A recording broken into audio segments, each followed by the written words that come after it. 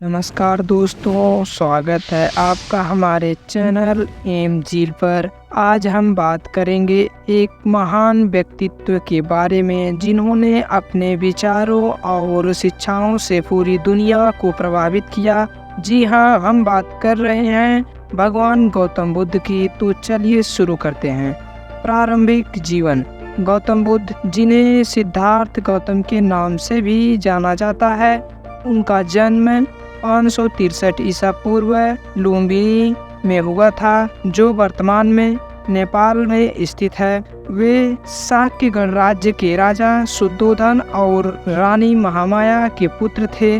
बचपन से ही सिद्धार्थ को महल के भीतर ही रखा गया ताकि वे दुनिया की कठिनाइयों और दुखों को अनभिज्ञ रहें। अनभिज्ञ का मतलब दूर रहें उन सब से।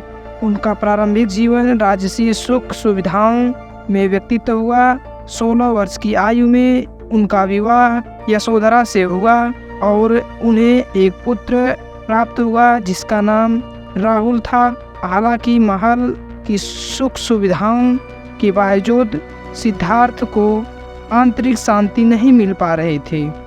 जब उन्होंने अपने महल के बाहर जो जीवन की वास्तविकता देखी, वृद्धावस्था, बीमारी और मृत्यु, तो वे बहुत चिंतित हो गए। उन्होंने यह समझा कि संसार में हर व्यक्ति को दुखों का सामना करना पड़ता है।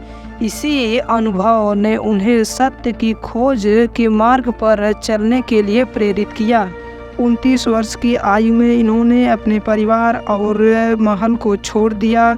हालांकि सिद्धार्थ को हमेशा जीवन और मृत्यु की सच्चाई जानने की इच्छा रही और सत्य की खोज में निकल पड़े। इन्होंने कई वर्षों तक कठोर तपस्या की, लगभग मार देने वाली। अंत में इन्हें यह समझ में आ गया, तपस्या से मुक्ति नहीं मिल सकती। ज्ञान की प्राप्ति।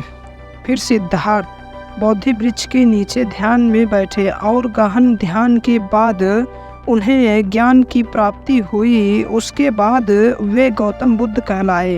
उन्हें यह समझ में आ गया कि जीवन का मूल सत्य दुख है और इस दुख का कारण इच्छाएं हैं।